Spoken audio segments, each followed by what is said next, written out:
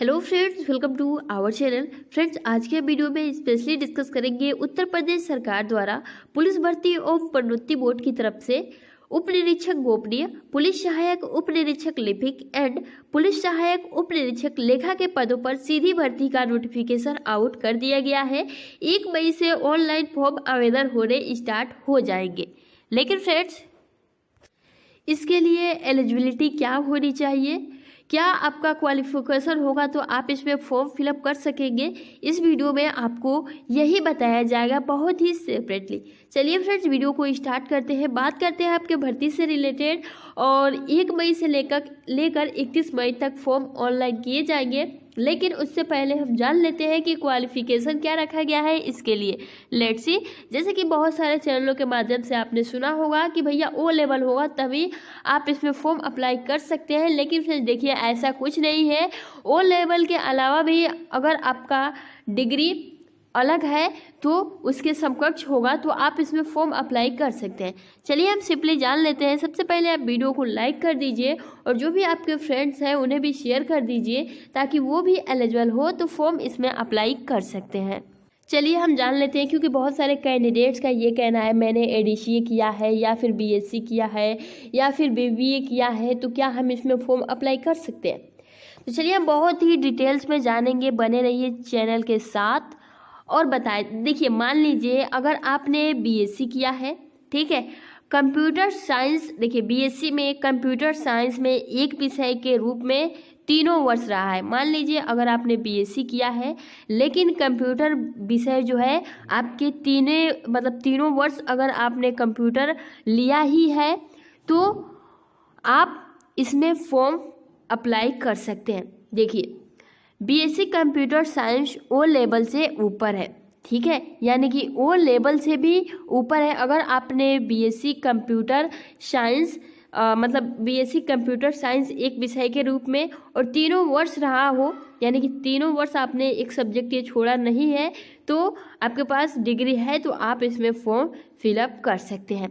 उसके बाद से नेक्स्ट आपका आ जाता है क्वेश्चन, ये है कि मान लीजिए अगर आपने बीएससी किया है तो देखिए कंप्यूटर साइंस एक विषय के रूप में और अंतिम वर्ष में रहा है, यानी कि बीएससी में कंप्यूटर साइंस एक विषय के रूप में कंप्यूटर साइंस एक विषय के रूप में अंतिम वर्ष में रहा है तथा डिग्री बीएससी की मिली है, तो आप क्या इसमें फॉर्म अप्लाई कर सकते हैं। तो देखिए, बीएससी में कंप्यूटर साइंस 1 वर्ष तक है और ओ लेवल भी 1 वर्ष का कोर्स है, अतः ये दोनों कोर्स एक दूसरे के समकक्ष हैं, यानी कि तभी भी आप इसमें फॉर्म अप्लाई कर सकते हैं। आप समझ रहे हैं ना।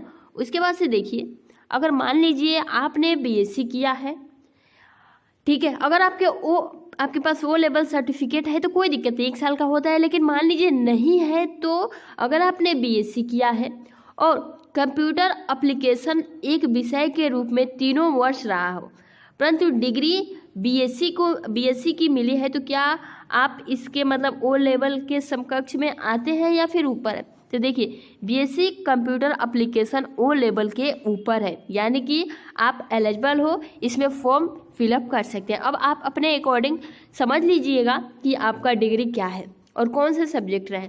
अब देखिए, मान लीजिए अगर आपने बीएससी किया है, बीएससी में कंप्यूटर एप्लीकेशन एक विषय के रूप में अंतिम वर्ष रहा है परंतु डिग्री बीएससी की मिली है, तो क्या ओ लेवल के समकक्ष है। तो देखिए, बीएससी में कंप्यूटर एप्लीकेशन 1 वर्ष तक का है और ओ लेवल भी आपका 1 वर्ष तक का ही होता है, तो आप इसके लिए समकक्ष हैं, आप इसके लिए फॉर्म अप्लाई कर सकते हैं, ठीक है। उसके बाद से मान लीजिए आपने बीबीए किया है, तो क्या ये ओ लेवल के समकक्ष में है। तो नहीं फ्रेंड, जो आपका बैचलर ऑफ बिजनेस होता है वो ओ लेवल के समकक्ष नहीं आता है। इसलिए देखिए, ये अकाउंटिंग होता है, इसलिए जो है आप इसमें फॉर्म फिलअप नहीं कर सकते, इसके समकक्ष नहीं आता है। मान लीजिए आपने बीएससी आईटीआई ओ लेवल के समकक्ष है या फिर नहीं है। तो देखिए, अगर आपने बीएससी आईटीआई जो है ओ लेवल के समकक्ष आता है। उसके बाद से जो मान लीजिए आपने नाइलेट से सीसीए या फिर ओ लेवल के जो नाइलेट से अगर आपने सीसीए किया होगा, यानी कि सर्टिफिकेट कोर्स इन कंप्यूटर, तो देखिए तो आप इसमें फॉर्म अप्लाई नहीं कर सकते, क्योंकि विल बी 6 मंथ ड्यूरेशन। ये कोर्स ओनली 6 मंथ का होता है और ओ लेवल 1 वर्ष, तो इसीलिए इसके समकक्ष नहीं है। अगर आपने CCA किया है तो आप इसमें फॉर्म अप्लाई नहीं कर पाएंगे। लेकिन फ्रेंड्स आप यहाँ देख सकते हैं, अगर आपने ITI जो कि 52 सप्ताह या फिर कोपा कोर्स ओ लेवल के समकक्ष है, यानी कि अगर आपने ITI कोपा से किया है तो देखिए ITI में 52 सप्ताह कंप्यूटर ऑपरेटर प्रोग्रामिंग असिस्टेंट्स का कोर्स 1 वर्ष का होने के कारण ये ओ लेवल का समकक्ष है। यानी कि कंप्यूटर से रिलेटेड कोई भी आपने 1 वर्ष का कोर्स किया है तो आप इस भर्ती के लिए एलिजिबल हो, उसे ओ लेवल माना जाएगा। ठीक है, उसके बाद से नेक्स्ट अगर आप देख सकते हैं MSc यानी कि cyber law and security from IIIT O level के समकक्ष है या फिर नहीं है। तो MSc जो है फ्रॉम IIT ओ लेवल की काफ़ी उच्च डिग्री होने के कारण यह मान्य है। यानी कि अगर आपने MSc किया होगा तो आप इसमें अप्लाई कर सकते हैं, ये ओ लेवल से भी ऊपर का डिग्री है। उसके बाद से अगर आपका ये क्वेश्चन होता है कि मान लीजिए अगर आपने O level equipment course from UP electronics, तो क्या ये ओ लेवल का समकक्ष मान्य है। तो देखिए यदि यह कोर्स 1 वर्ष तक की अवधि का है तो आप, अगर आपने ये कोर्स 1 वर्ष तक किया है, O level equipment course from UP electronics, अगर आपने ये कोर्स 1 वर्ष तक किया है तो आप इसमें फॉर्म फिलअप कर सकते हैं। उसके बाद से नेक्स्ट आपका आ जाता है कि क्या किसी प्राइवेट संस्थान से कंप्यूटर एप्लीकेशन किया हो तो क्या ओ लेवल का समकक्ष है या फिर नहीं है। तो मान लीजिए यदि प्रमाण पत्र केंद्र राज्य सरकार द्वारा स्थापित मान्यता प्राप्त किसी बोर्ड यूनिवर्सिटी जैसे UGC, AIGCT, IGNOU, NILET, ठीक है, द्वारा निर्गत है तथा किए गए कोर्स की अवधि 1 वर्ष या फिर उससे अधिक है तो ओ लेवल के समकक्ष माना जाएगा। ठीक है, तो अगर आपने किया है ऐसा कोई कोर्स कंप्यूटर में जो कि 1 साल तक का उसका ड्यूरेशन हो तो आप इसमें फॉर्म सीधे से बोले तो अप्लाई कर सकते हैं। उसके बाद से नेक्स्ट, क्या किसी प्राइवेट संस्थान से DOP या फिर DOMA, ADC, ADCA, ADCH, मतलब आप देख सकते हैं बहुत ही अच्छे से इसमें दिया गया है, क्योंकि हम इसे सब पढ़ने लगेंगे तो बहुत ज़्यादा टाइम लग जाएगा। तो अगर आप इन कोर्सों में से कोई भी कोर्स किए हैं तो देखिए यदि यह प्रमाण पत्र केंद्र या फिर राज्य द्वारा स्थापित मान्यता प्राप्त किसी बोर्ड यूनिवर्सिटी, ठीक है, अगर आपने UGC, AIGC, IGNOU द्वारा निर्गत है तथा किए गए कोर्स की अवधि 1 वर्ष या फिर उससे अधिक है तो ये जो है ओ लेवल के समकक्ष माना जाएगा। तो आप देख लीजिए इस कोर्स में से अगर आपने, बहुत सारे कैंडिडेट्स ने ADCA किया है तो आप इसमें फॉर्म अप्लाई कर सकते हैं। ठीक है, अगर 1 साल का किया है तब आप। नेक्स्ट देख सकते हैं, क्या किसी प्राइवेट संस्थान से ओ लेवल किया है तो क्या मान्य होगा। यदि प्रमाण, मतलब जो प्राइवेट संस्थान है वो राज्य सरकार द्वारा स्थापित या फिर मान्यता प्राप्त किसी बोर्ड यूनिवर्सिटी, ठीक है, वही बात है, द्वारा निर्गत है तथा किए गए कोर्स की अवधि 1 वर्ष है तो ये समकक्ष है, मान्य होगा, आप इसके लिए एलिजिबल हो। नेक्स्ट आपका आ जाता है, यदि किसी प्राइवेट संस्थान से PGDCA किया है तो क्या यह मान्य है। यदि यह प्रमाण पत्र केंद्र राज्य सरकार द्वारा मान्यता प्राप्त board university UGC, AICTE, IGNOU, NILET द्वारा निर्गत तथा दिए गए कोर्स की अवधि 1 वर्ष या उससे अधिक है तो आप इसके लिए, अगर आपने प्राइवेट संस्थान से भी किया है तो मान्य होगा। नेक्स्ट आपका आ जाता है,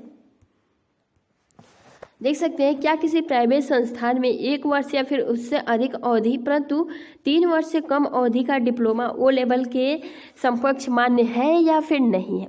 तो यहाँ इनका ये कहना है, यह प्रमाण पत्र जो है किसी राज्य सरकार द्वारा स्थापित यूनिवर्सिटी UGC, AICTE, IGNOU द्वारा जो है अगर निर्गत है किए गए कोर्स में तो फ्रेंड्स देखिए इसके लिए जो इसकी अवधि होनी चाहिए वो 1 वर्ष होनी चाहिए तभी इसके लिए मान्य हो। मतलब अगर आपने डिप्लोमा कर रखा है, ठीक है, अवधि परंतु 3 वर्ष से कम अवधि डिप्लोमा मान लीजिए अगर आपने किया है, लेकिन कम से कम आपने 1 साल से ज़्यादा किया है तब भी आप इसमें फॉर्म अप्लाई कर सकते हैं।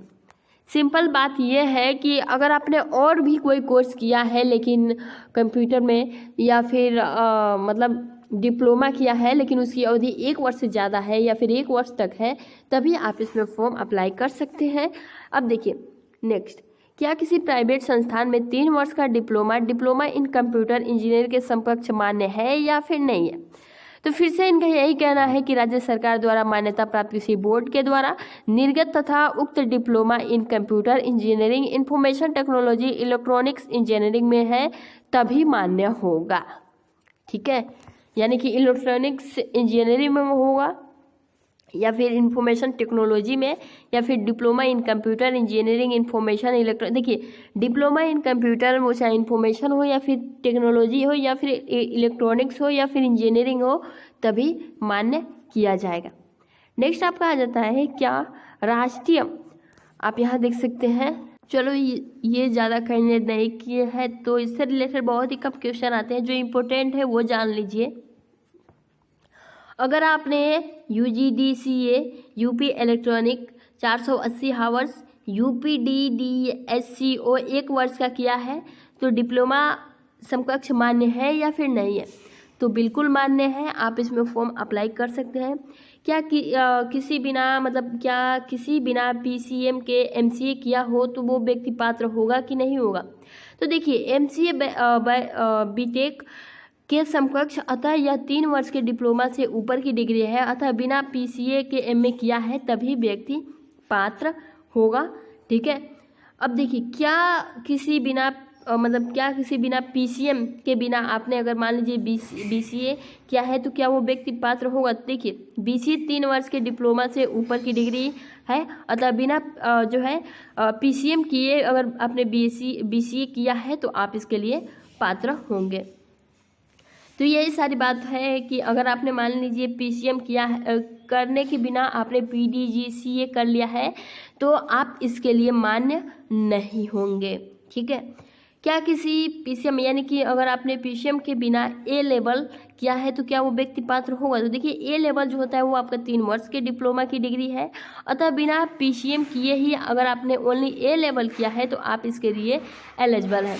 अब देखिए नेक्स्ट आ जाता है कि क्या माध्यमिक संस्कृत शिक्षा परिषद लखनऊ की पूर्व माध्यमा एवं उत्तर माध्यमा तथा इग्नू में BCA और MCA डिग्री किया हुआ है तो क्या व्यक्ति पात्र होगा? तो देखिए इग्नू की BCA और MCA डिग्री 3 वर्ष के डिप्लोमा से ऊपर है, अतः PCM के BCA और MCA डिग्री की व्यक्ति पात्र होगा। अगर मान लीजिए आपने इंटरमीडिएट में इंटरमीडिएट में भौतिक विज्ञान विषय नहीं है लेकिन गणित विषय के साथ ही डिप्लोमा इन कंप्यूटर इंजीनियरिंग किया है तो क्या मान्य होगा? तो देखिए हाँ, इनका कहना है कि मान्य होगा। ठीक है, अगर आपने इंटरमीडिएट भौतिक विज्ञान विषय से नहीं किया है लेकिन गणित विषय के साथ ही डिप्लोमा इन इंजीनियरिंग कंप्यूटर अगर आपने कोर्स किया है तो आप इसमें फॉर्म अप्लाई कर सकते हैं। तो आई होप कि अब आपका कोई भी डाउट्स नहीं रहा होगा। ठीक है, यानी कि अगर आपने कोर्स किया है तो वो 1 वर्ष या फिर 1 वर्ष से ज़्यादा का होना चाहिए, तो वो O लेवल के समकक्ष माना जाएगा। ठीक है, बाकी आपके पास O लेवल का सर्टिफिकेट है तो और भी बढ़िया है, अगर नहीं भी है लेकिन अगर आपने ये सब पढ़ा हुआ है, कोर्स किया हुआ है तो इसमें बेनिफिट्स हो सकता है और बहुत ही सुनहरा मौका है क्योंकि बहुत ज़्यादा कैंडिडेट्स इसमें फॉर्म अप्लाई करेंगे नहीं। प्रीवियस बार ही आपने देखा होगा एक भी कैंडिडेट का सिलेक्शन नहीं हुआ क्योंकि योग्यता ही कैंडिडेट नहीं दी गई, नहीं मिला इस वजह से।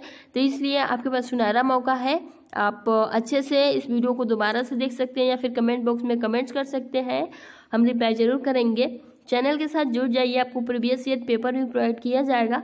लेकिन अभी के लिए इतना ही, मिलते हैं फ्रेंड नेक्स्ट वीडियो में। वीडियो पसंद आई है तो आपसे एक लाइक की उम्मीद करते हैं। Thanks for watching, take